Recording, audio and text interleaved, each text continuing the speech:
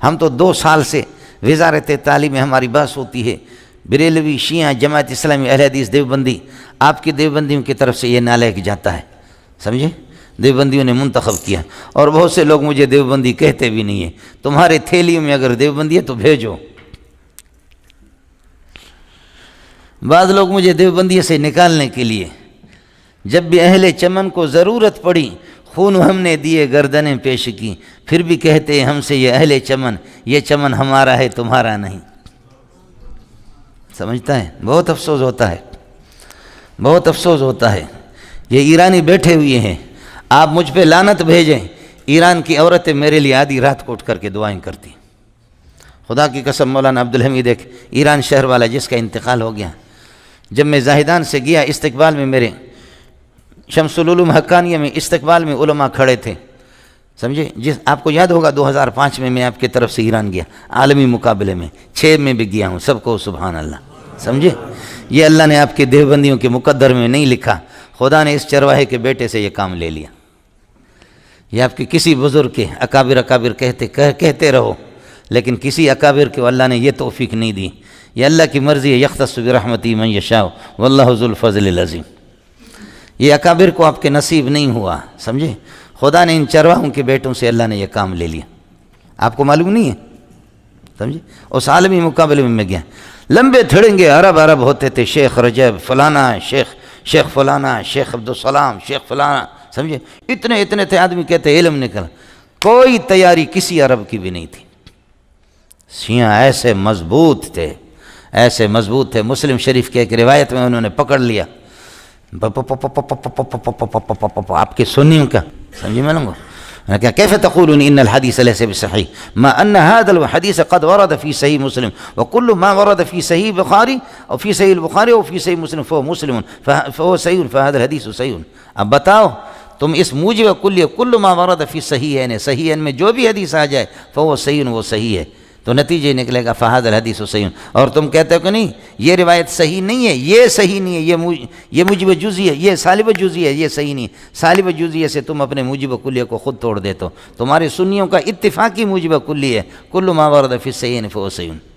بڑے بڑے ایرانی مولویوں نے بھی ہتھیار ڈال دیا، حقیقت اینست کی ماں، برحال حقیقت آقای سلیمانی حقیقت اینست کہ ما اعتراف میں کنم، ما تسلیم میں کنم کی حدیث بالکل صحیح است، سمجھے؟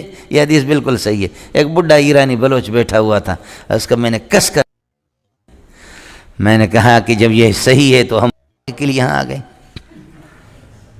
سمجھے؟ سارے سنیوں نے، وہ ہمارے منہ پہ تماچا تھا جی، سمجھے؟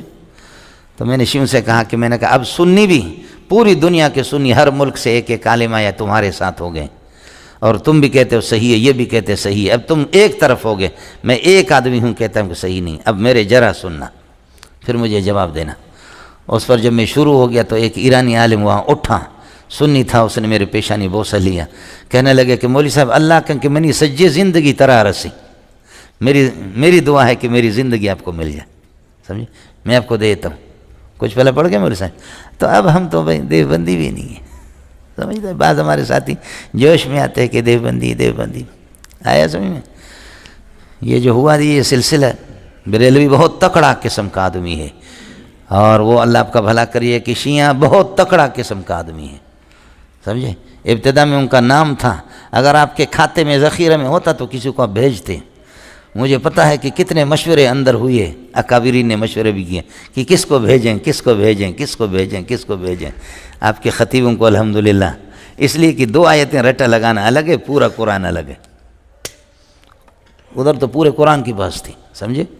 میں یہاں راتوں کو اٹھ کر کے روتا رہا کہ اے اللہ اگر ہم غالب آ گئے تو پھر تو ٹھیک ہے، لیکن مغلوب ہو گئے تو یہ دیوبندی میرے ماں کو گالی دیں گے، کس کتے کے بچے کو کس نے بھیجا، آیا سمجھ میں؟ لیکن اللہ کی فضل و کرم سے جا کر کے پتہ کرو کہ کبھی بھی آپ ہارے نہیں ہیں، سمجھے میں؟ کبھی بھی کوئی سلسلہ نہیں ہوا اللہ کے فضل و کرم سے، والفضل ما شہدت بہ الاعداء، دشمن بھی آپ کو بتا دیں گے کہ کس قسم کا، سمجھے؟ دشمن بھی آپ کو لیکن کسی نے بھی یہ نہیں کیا کہ جی آپ کو چلو یہ 1,00,000 روپے انعام، یہ 2,00,000 روپے آپ کو انعام، یہ 50، یہ 10,000 کا ایک آپ کے لیے اللہ آپ کا بھلا کرے کہ آپ ہمارے نمائندہ بن کر کے گئے. نہیں ہوا.